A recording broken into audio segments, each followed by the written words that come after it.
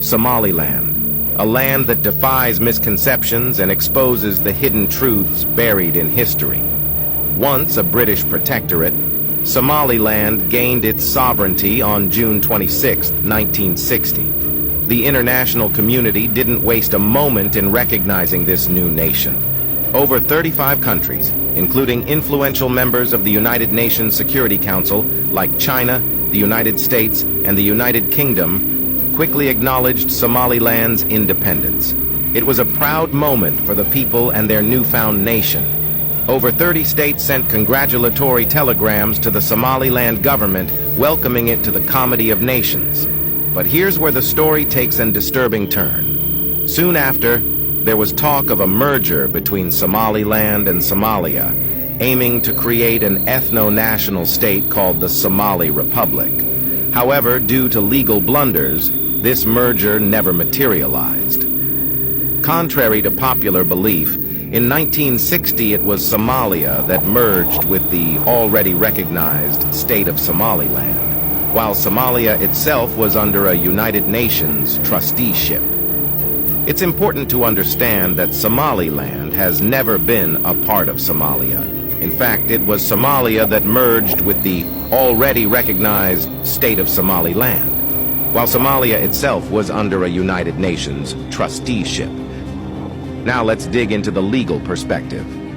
Somaliland's initial parliament approved a draft act of union, envisioning the creation of the Somali Republic by bringing together Somaliland and Somalia to create this third country. However, Somalia's parliament didn't ratify the act passed by Somaliland. Instead, they drafted their own version in Italian, which got rejected by Somalilanders in 1961 by majority. Neither act received mutual ratification, rendering the union legally invalid, and that union has been referred to as being an illegal union, which was never ratified. To conclude, both unratified act of unions by Somaliland and Somalia. So, in essence, the Somali Republic never truly existed as a legitimate and fully functioning state, yet Somalia attempted to assert itself as the legal successor of the state of Somaliland. This claim, however, is flawed and misleading. In fact, the former president of Somalia, Adan Ade, even registered the UN seat as the Somali Republic, which originated from the state of Somaliland independence. This act can be seen as a fraud perpetrated against the state of Somaliland.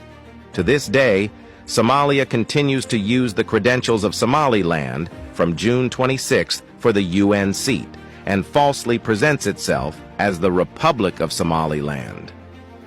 Somalia, initially designated as a UN trusteeship set to gain independence in December 1960, but quickly and without consent acquired Somaliland's documents and secured a UN seat on July 1st. This act can be seen as a fraud perpetrated against the state of Somaliland. Then, the situation quickly went from union to occupation. For over 60 years, Somalia has occupied Somaliland, a situation that persists to this day, from 1961 to 1990, and here's why. Only Somaliland was regarded as a state, and the independent one in 1960. Till today, Somalia is unable to bring a single shred of evidence showing a union between Somaliland and Somalia that met all the requirements of international law to make it valid and binding, not a single one. The idea of Somaliland being a secessionist is merely a narrative of Somalia and not a legal reality. In 2005, the African Union Fact-Finding Mission concluded there no union or ratification. The fact-finding mission in 2005, which has summarized its findings as Somaliland's search for recognition is historically unique and self-justified in African political history. But it's time to uncover the truth. The international community will eventually deal with this. Somalia can't occupy Somaliland for any longer. Somalia's clinging to this bogus unity is driven by the fact that they lack solidifying documents to support their own situation. It is unfair that Somaliland's documents are being used by Somalia at the UN, while Somalia itself lacks the proper credentials. But there's more to the story. Somalia, unlike Somaliland, faces a significant challenge when it comes to internationally demarcated or defined borders. When Somalia became a state, it inherited a boundary problem left behind by Italy.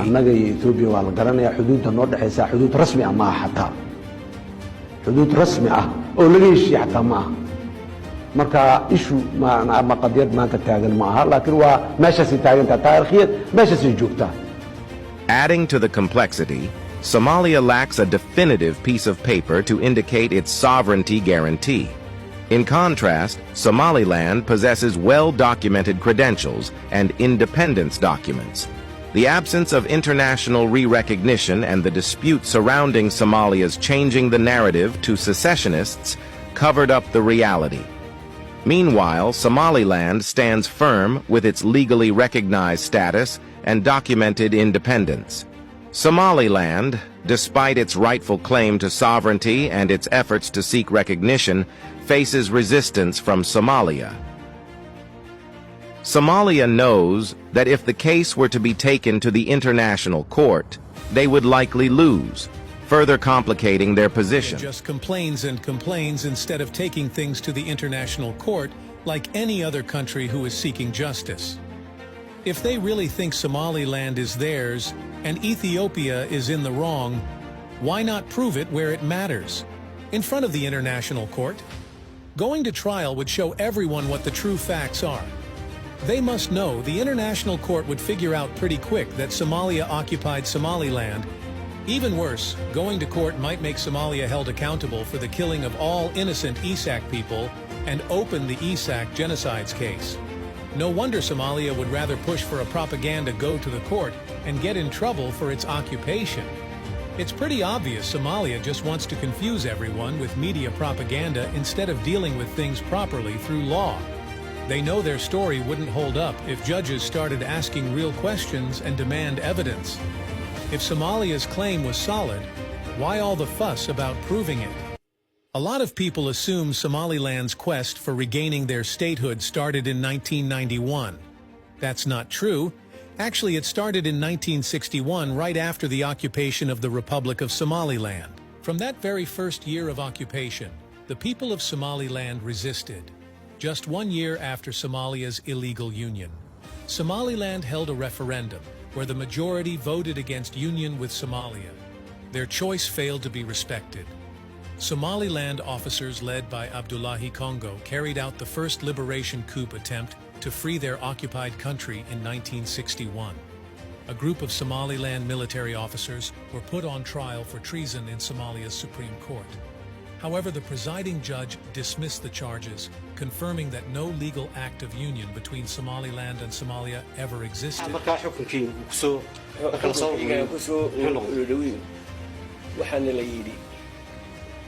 nimankan wax dambi oo ku cabdi oo la cadeyn kara ma jiro nimankan horta ay u dhaartay asalkooda militarigan insiga dawladana sheegaysaa ay u dhaartay annaga dawladdu ma dhaaran marka annaga waxa Soomaaliya dawladda Soomaaliyeed ee imkan xukumaysa shaqaba kuma lahayn wadankuna si wanaagsan isma raacin jurisdiction kii xuduudkii Soomaaliland waa laga baxay waxa la yiraahdo procedure waxa la wixii legality oo dhanbu ya markii hadii Hargeysa lagu xukumo على الأقل وحنا رجو قال لأن من military جود كوكعي أما ده اللي ما يربو أنا قبصنا وحبنا له دون لا يقول حلو هايستا لو هي توح إنه دين لنا هي وهي ترتبه marka waxa ka soo bixi karta in xitaa aanu jirin wax in sharciyo midnimo muujinaya oo xeero laba dawladood isku dirsaday wax ka hadlayeen inuu jirin baa ka soo baxaysa horta laba dawladood israacsan ma jirin ba waxaanu cadeynay dawladana ay leedahay waa la dagaalanteen oo inqilaab ku sameeyay noo cadeeya halkii joogto waa dawladda labada qawaaniin leh waa dawladda labada gees kale leh wax isku xilaabay ma jiraanba wax qaanuuno meesha ka jira ma jiraan heejijo waa isku qaadi karaa tujiyo kiina waa naga soo saaray looyerintii international loo keenay wixii baa waxaa caddaatay inaan kaysna lagu helayay no case to answer bay yidhahdeen case nimanka lagu heli karaya ma jiro ma isla markii maxkamaddu toos bay idiin sii daysay miya maxkamaddu toos bay inoo sii waanu kala yar dambaynaynu isla maalintii This has marked the beginning of Somaliland's long freedom fight. They have continually resisted Somalia's illegal takeover of their land through multiple uprisings and liberation movements over the past 60 years. Again in 1979, another liberation attempt was made against Somalia's illegal occupation. On March 13, 1979, leading Somaliland officers Raubul Mariano and Ahmed Ismail Dugs carried out an uprising aimed at reclaiming Somaliland's independence. In response, they were accused and imprisoned by the Somalia government on charges of treason for trying to end Somalia's occupation and free their homeland. Despite the risks, these officers and many others continued resisting through rebellion and underground movements, determined to eventually throw off Somalia's illegitimate rule and restore Somaliland's stolen sovereignty. Then in 1988, when Somaliland declared fighting against occupation of Somalia, Somalia's response was the genocidal massacre of the Isaaq clan, known as the Isaaq Genocide, that left Somaliland completely destroyed. It was only in 1991 Somaliland was finally able to regain its sovereignty from Somalia's occupation. However, the struggle continues today as Somalia continues pushing the narrative by falsely claiming Somaliland is seceding, when in reality it was Somalia that first annexed and occupied the Republic of Somaliland against the will of its people. Illegally diminishing Somaliland from a state to a mere region, Somalia fabricated the fiction of a unitary to legitimize its occupation.